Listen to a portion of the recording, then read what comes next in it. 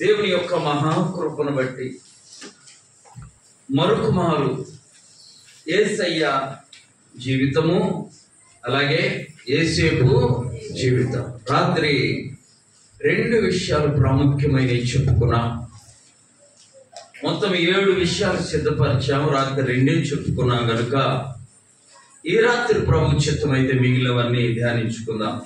యేసు ప్రభు కలిగి ఉన్న లక్షణాలలో యేసేపు కూడా కొన్ని లక్షణాలు కలిగి ఉన్నాడు.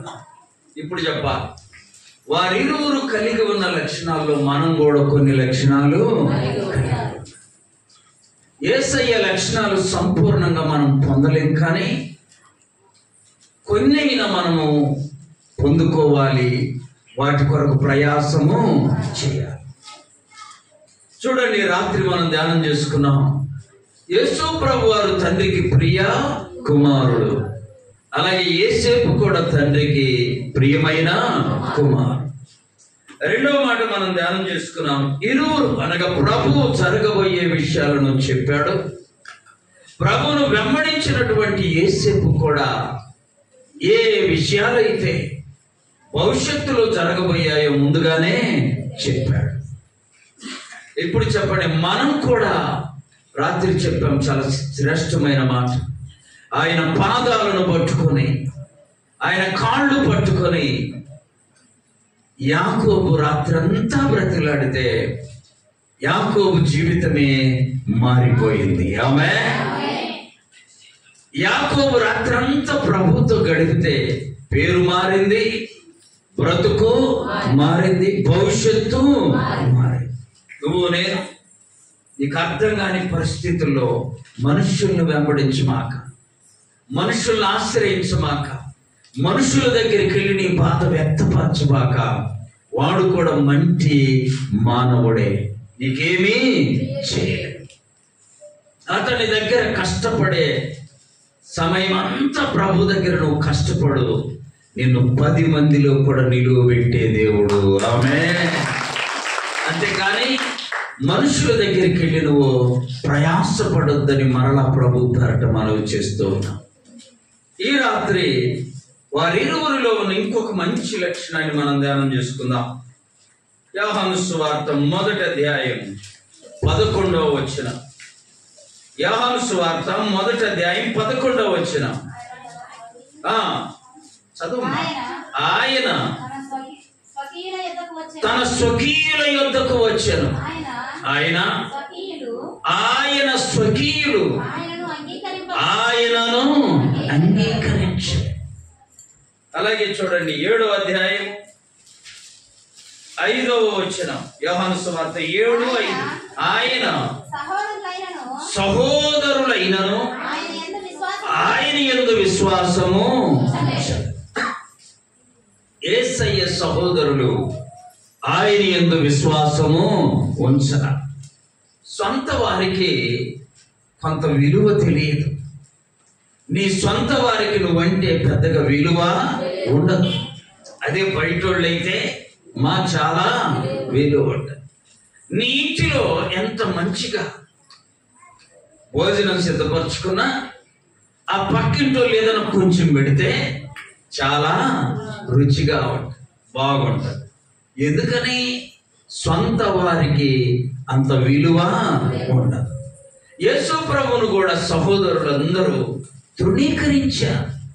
సర్వలోకం ఆయన వెంట వెళ్తుంటే, సర్వలోకం ఆయన్ను ప్రభువని జయము జయమని గాన ప్రతిగానాలు చేస్తుంటే, ఆయన సహోదరులంట ఆయన యందు విశ్వాసము ఉంచాలి.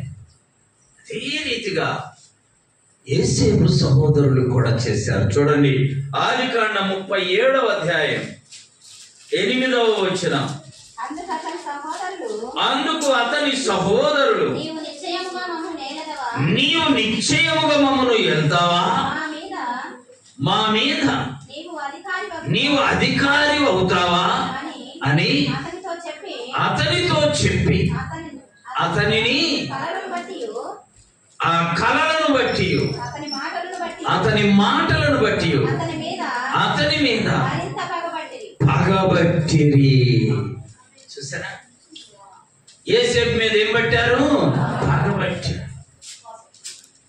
యేసయ్య మీదేమో సహోదరులు తృణీకరిస్తే యేసేపు సహోదరులేమో యేసేపు మీద పగబట్టారు. 37వ అధ్యాయం 19-20 వచ్చిన వారు, ఇదిగో ఈ కలలు కనువాడు వచ్చుచున్నాడు, వీరిని చంపి ఎక్కడనున్న ఒక గుంటలో పారవేసి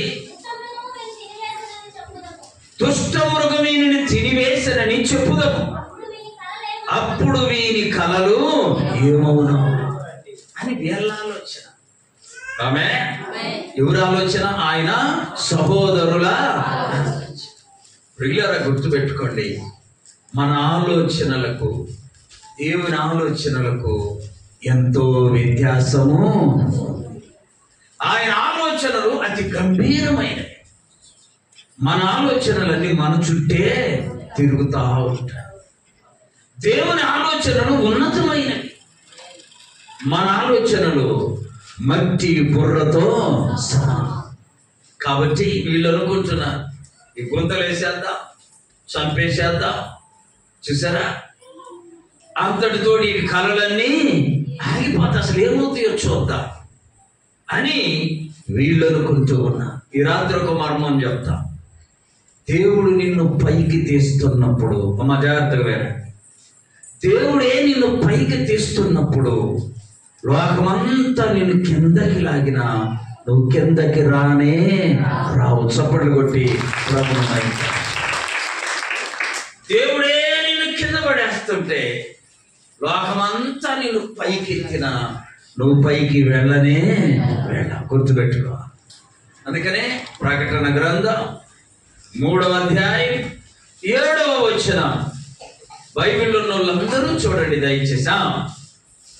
ప్రకటన గ్రంథం 3:7, దావీదు తాళపు చెవి కలిగి, గట్టిగా చదువుమా, ఎవడును వేయలేకుండా తీయువాడును, ఎవడును తీయలేకుండా వేయువాడును. అలాంటి ప్రభు మన ప్రభు. ఆయన తాళము వేస్తే ఎవడు, ఆయనే తాళం తీస్తే ఎవడు. చాలా మందికి తెలియక వాడిని అట్ట చేస్తా, ఇట్ట చేస్తా, అట్ట చేస్తా, నువ్వేమీ చేయలేదు. ఏది చేసినా దేవుడు మాత్రమే చేయలేదు. 50 సంవత్సరాల క్రితం మన పంచాయతీలో ఒక ఇన్సిడెంట్ జరిగింది. ఒక ఆయన చంపాలని అటు కడప పోయి 4గురిని తీసుకొచ్చారు. ఆ రోజుల్లో కూడా ఉంది ఈ జబ్బు. ఆమె నేను కూడా అప్పటికి జ్ఞానం చిన్న పిల్లవాడిని, 50-60 సంవత్సరాల క్రితం ఒక 4గురిని పట్టుకొచ్చి, అయ్యా ఈ వాగులో కూర్చోండి, రాత్రి 10ంటికి వాడికి వస్తాడు, వాడిని ఏం చేయండి. ఇది వీళ్ళ ఆలోచన, వీళ్ళ ఆయన పాపం 10ంటికి రానే వచ్చాడు. 10 గంటలకి వచ్చాడు. వస్తుంటే ఈ 4గురు చూడండి లేచి, ఫలానా ఆయన ఎవరయ్యా అని అడిగి రాయండి. అడిగేసరికి వెనకాల వస్తున్నాడు, జాగ్రత్తగా కాసుకొని పట్టుకోండి, నేను మెల్లగా ఇంటికి. తెల్లవారిందా కాచుకున్నారు. ఎక్కడున్నాడు ఆయన? ముందే. మానవుడు మనలను ఏమి చెప్పాలి గట్టిగా, మానవుడు మనలను ఏమి. మనుషులకు భయపడాల్సిన పని, ప్రభువుకు భయపడు. ఆయన నిన్ను పైకి తీయగలడు, ఉన్నత స్థలములలో నిన్ను ఎక్కించగలడు. ఆమేన్. కాబట్టి ఆయన నవ్వుకున్నాడంట, నా కోసమే ఉన్నారు వీళ్ళు, నన్నే అడిగారు, నా కోసమే ఉన్నారు, నన్నే.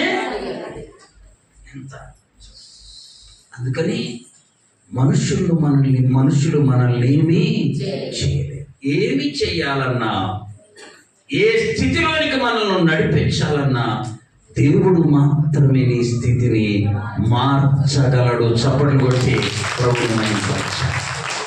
మనుషుల మీద ఎందుకు ఆధారపడతా, మనుషులకు ఎందుకు భయపడతా? మానవుడు మనల్ని ఏమి చేయలేడు. యేసేపును వాళ్ళు అనుకున్నారు, గుంటలేద్దాం, దుష్ట మృగము తినేసిందని చెవదా? అప్పుడు వీని కలలేమవును?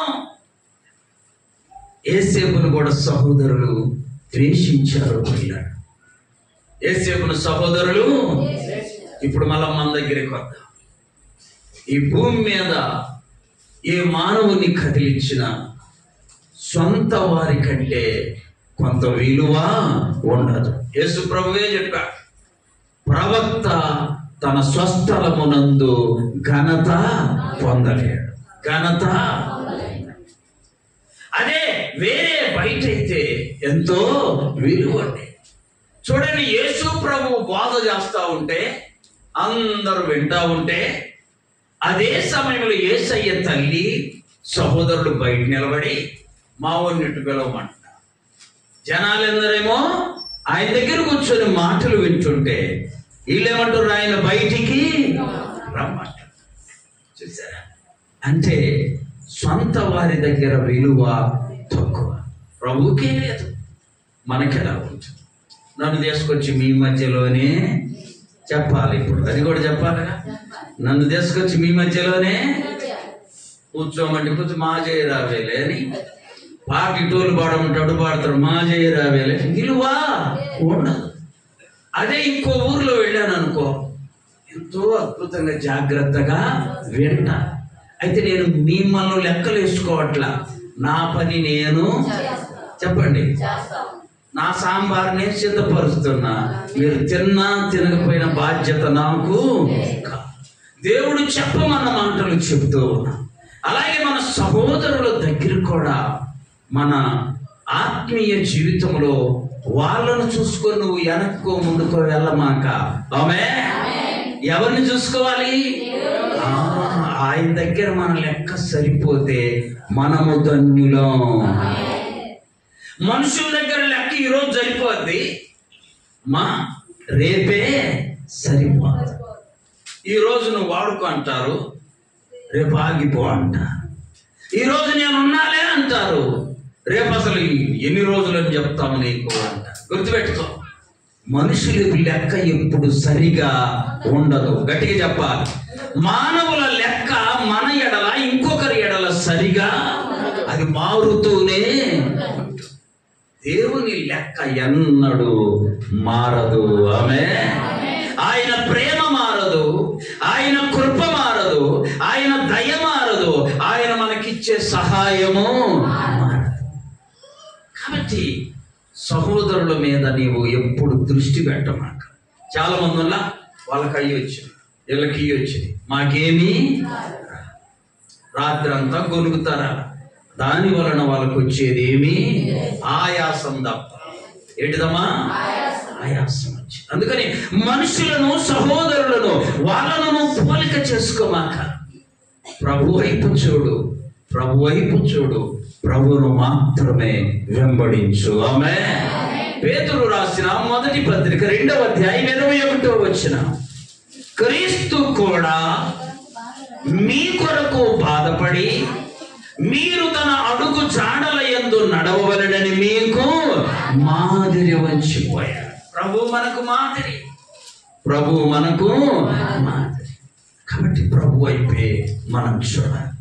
ఇక 4వ పాయింట్ చూడండి, దేవుని యొక్క పరిశుద్ధ గ్రంథంలో మత్తయి సువార్త 26వ అధ్యాయం 14, 15 వచనాలు. అమ్మబడిరి. అప్పుడు 12 మందిలో ఉన్న ఒకడుగు ఇస్కరియోతు యోధ ప్రధాన యాజకుల యొద్దకు వెళ్ళి, నేను ఆయనను మీకు అప్పగించిన ఎడల యేసయ్యను సొంత శిష్యుడే ఏం చేస్తాడు? అమ్మి వేస్తున్నాడు. అమ్మి వేయడానికి ప్లాను. ఈయన పేరేంటండి? ఇస్కరియోతు.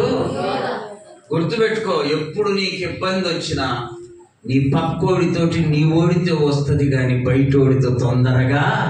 వీడికి తెలుసు నువ్వు ఆడుకొచ్చుండేది, ఎక్కడ లేచేది, ఏం చేసేది, ఎలా ఉంది. అర్థమైందా? కాబట్టి ఇస్కరియోతు యోధ కూడా ప్రభుతో పాటు ఉండి, ప్రభు యొక్క శిష్యులో ఒకడిగా ఉండి, ఆయననే అమ్మివేశాడు. ఈ ఇస్కరియోతు యోధ గురించి కొంచెం మనం ధ్యానం చేస్తే, ఇస్కరియోతు యోధను యేసయ్య ఎక్కువగా నమ్మాడు. ఆమె చూడండి, ఆ మాట చూద్దాం. యోహాను సువార్త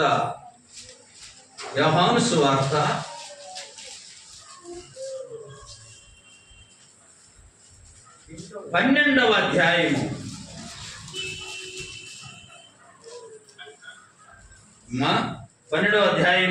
4, 5, 6 వచ్చిన, ఆయన శిష్యులలో ఒకడు అనగా ఆయనను అప్పగింపనయ్యున్న ఇస్కరియోతు యోధ ఈ అత్తర ఎందుకు 300 దేనారములకు అమ్మి పేదలకు ఇయ్యవచ్చు కదా. వాడు ఇలాగు చెప్పినది పేదల మీద ప్రేముండి కాదు, వాడు దొంగ అయ్యుండి తన దగ్గర ఏముందంట. ఇక్కడ ఆగుదు.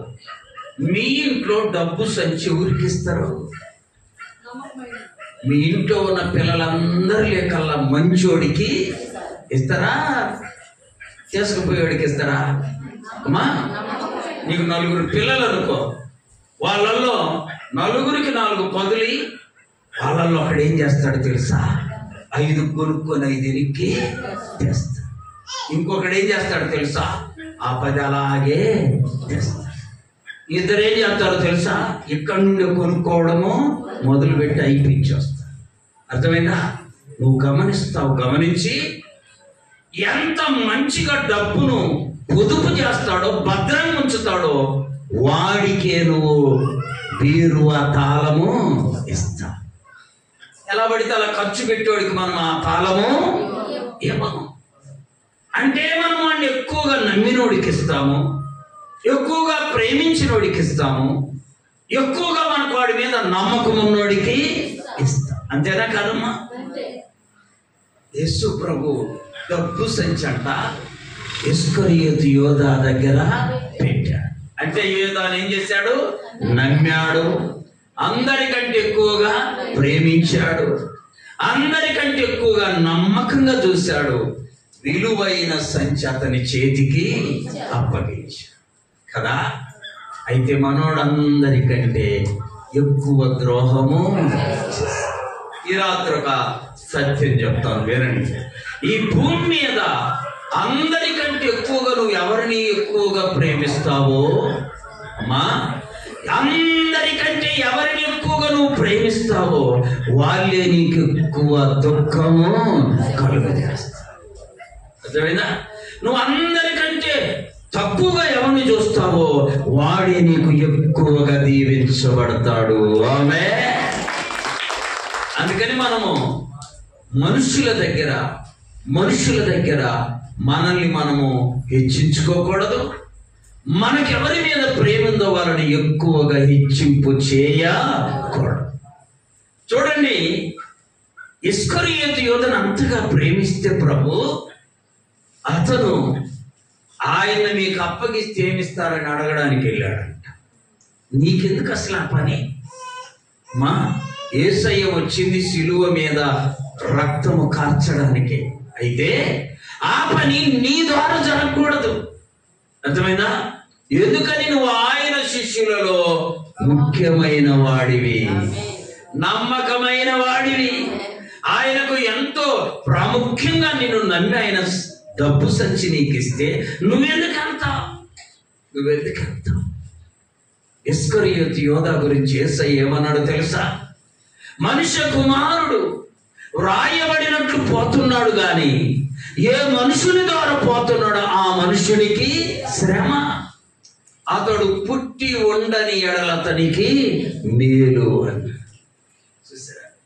వాడు పుట్టకుండా బాగుండు. కొన్నిసార్లు మన పిల్లలు బాధ పెట్టినప్పుడు మనం ఏమంటాం? వీడు పుట్టకుండా అసలు వీడు లేకుండా బాగు.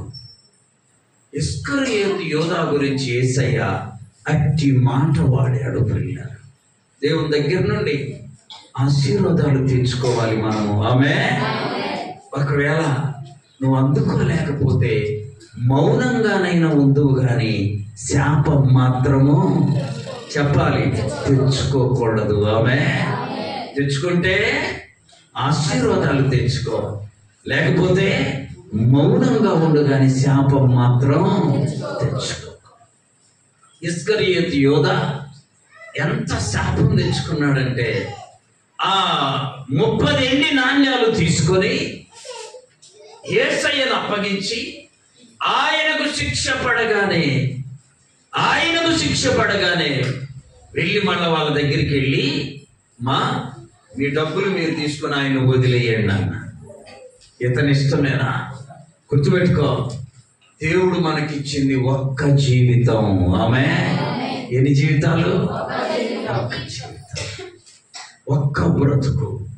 ఈ జీవితాన్ని నీ ఇష్టం వచ్చినట్టు నువ్వు మార్చుకోమాక. ఆమేన్.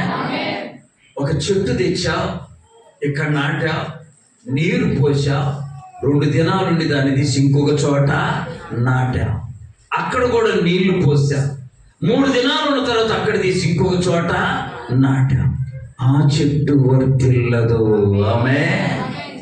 ఆ చెట్టు వర్ధిల్లాలంటే ఎక్కడ నాటావో అక్కడే దానికి నీరు పోయా, ఎక్కడ నాటావో అక్కడే దానికి ఎరువు వేయ, ఎక్కడ నాటావో అక్కడే దాని ఫలము కొరకు ఎదురు.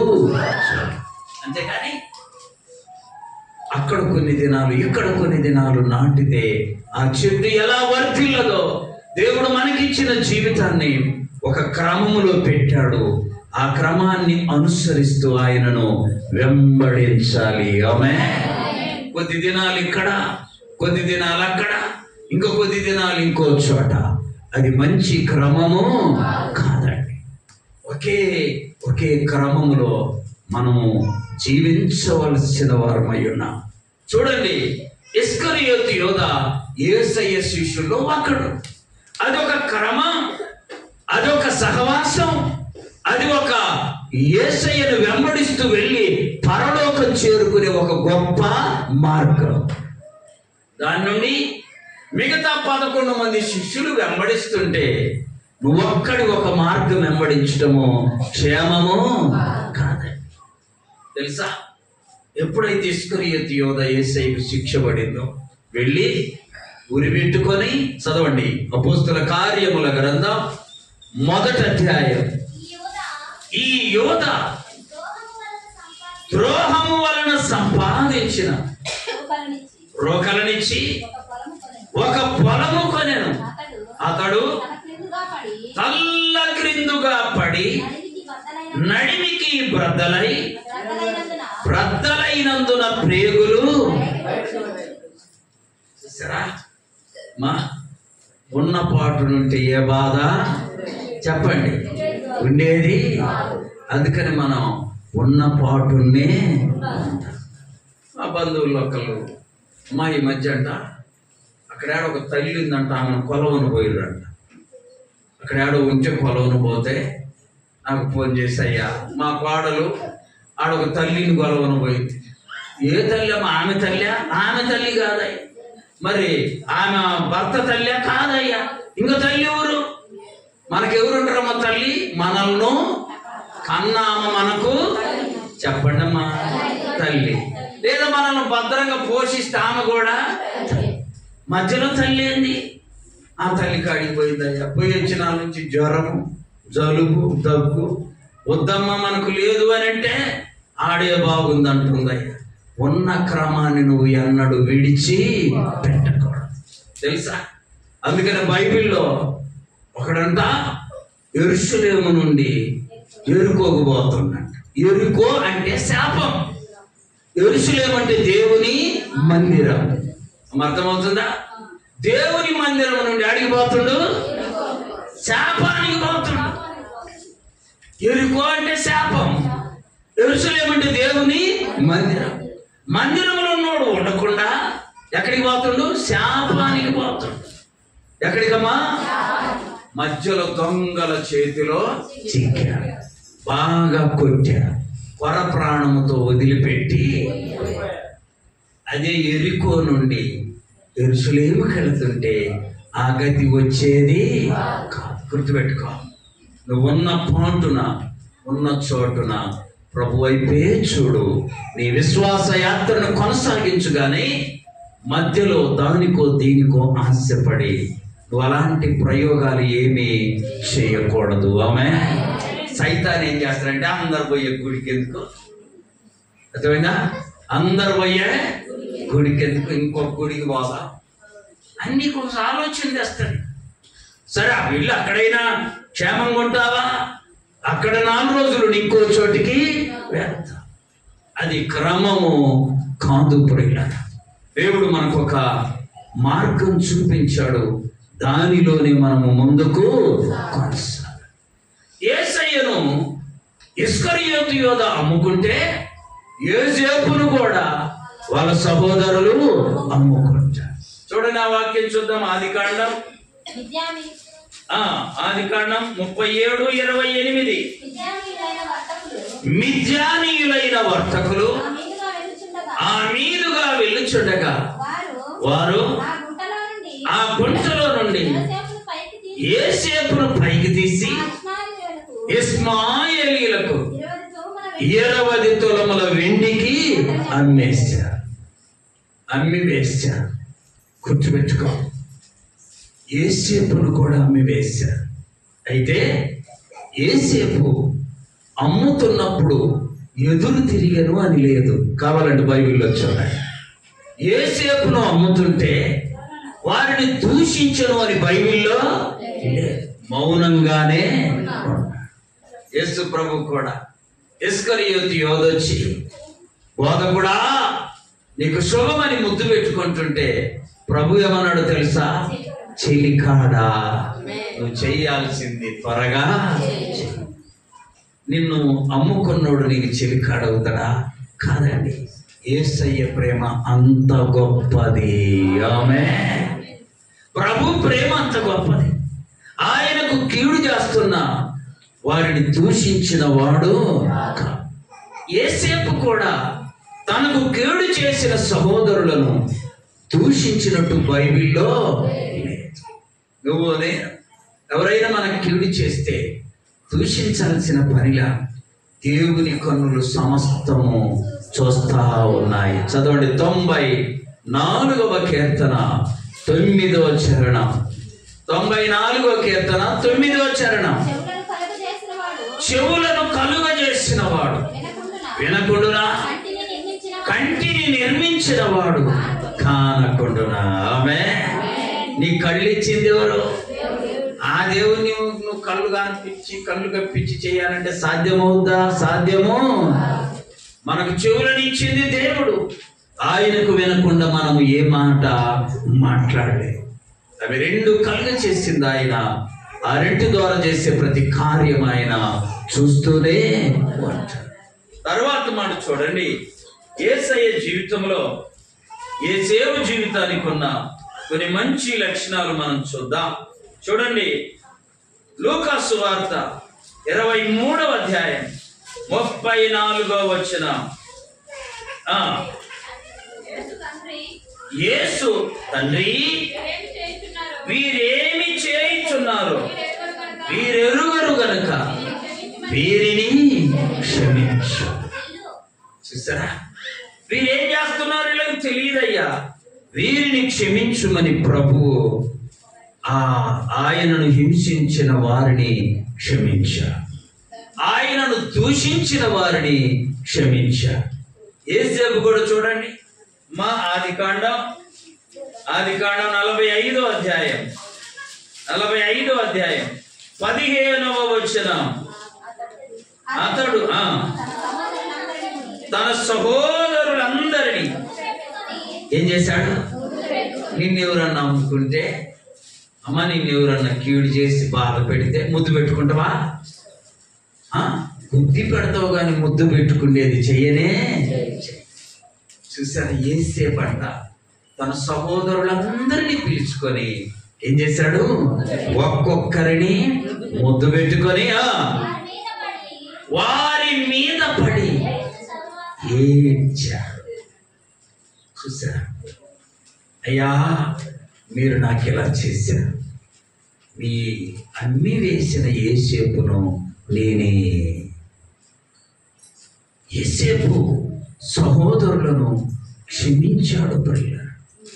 ఇప్పుడు మనం ఏం చేయాలో ప్రభు చెప్పాడు చూడండి. మత్తయి సువార్త 5వ అధ్యాయం, మత్తయి సువార్త 5వ అధ్యాయం 44 నుండి 48 వరకు.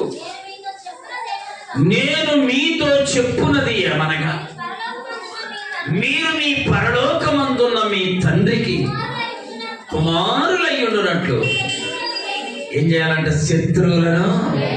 చాలా కష్టంగా ఉంటుంది ఇది. ఎంత మాకు ఒక సహోదరుడు దైవ సేవకుడు ఒక ఆయన అంటాడు, నీ శత్రువులు ప్రేమించమంటే ఇది చిన్న మాట కాదయ్యా. నీకెవరైనా శత్రువు ఉంటే ఒక డజన చక్కెర కేడీలు కొనుక్కొని, అరటికాయలు కాదంట, ఏంటి చక్కెర కేడీలు కొనుక్కొని తీసుకెళ్ళి వాడికి ఇచ్చి రావాలి. ఆమె ఇస్తామా?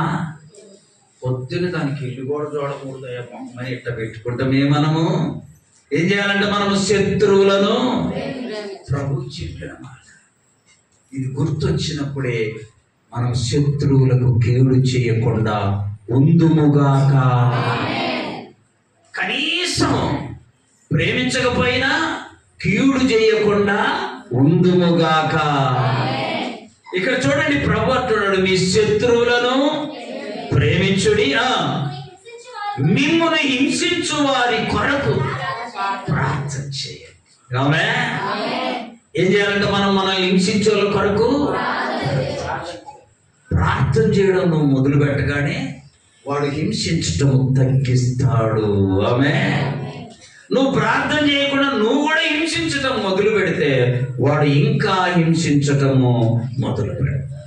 ప్రభు చెప్పిన మాట. ఇంకా 48 దాకా చదువుమా.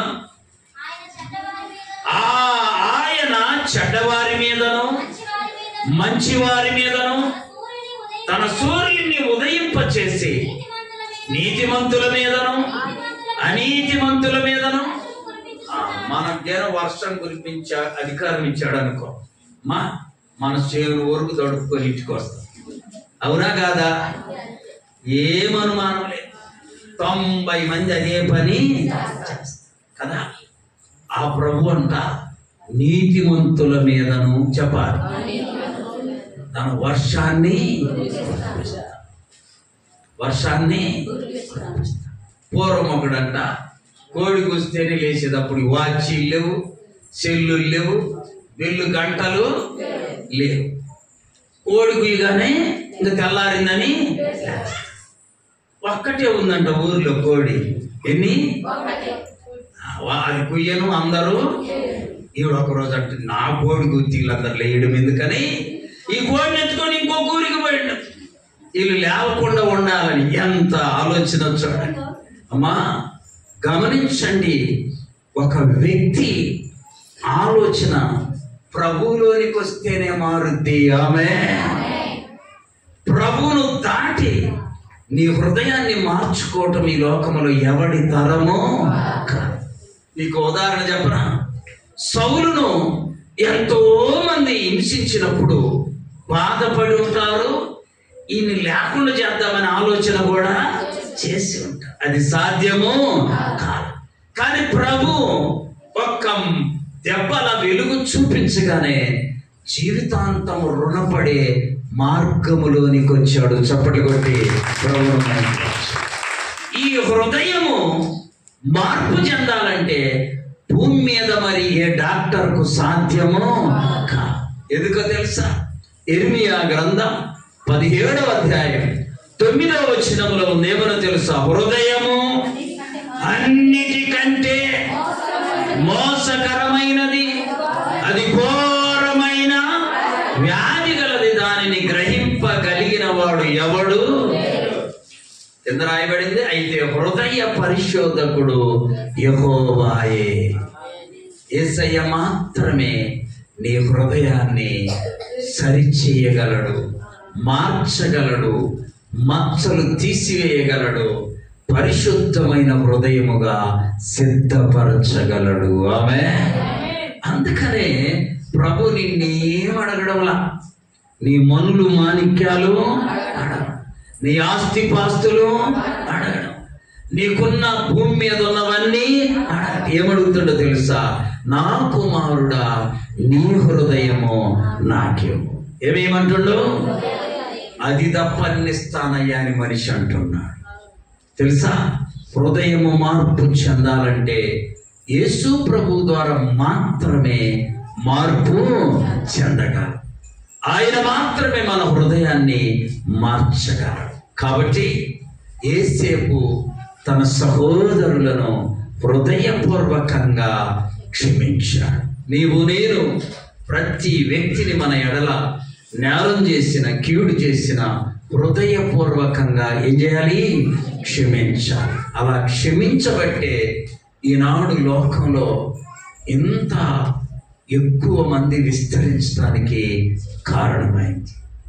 గాంధీ గారు అన్నాడట, అయ్యా యేసు ప్రభులో నాకు నచ్చిన లక్షణం ఏంటో తెలుసా? ఆయన అందరినీ శత్రువులను క్షమించాడు. ఆమేన్.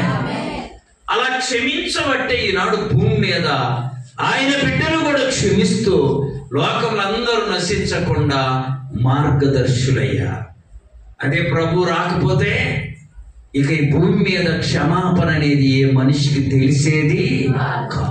నువ్వు నేను అట్టి క్షమాపణను పొందుకొని క్షమాపణ హృదయము కలిగి ప్రభు బిడ్డలుగా జీవిద్దాము. అట్టి కృప పరిశుద్ధాత్మ దేవుడు వాక్యం విన్న మనందరికీ దయచేయునుగాక. ఆమేన్.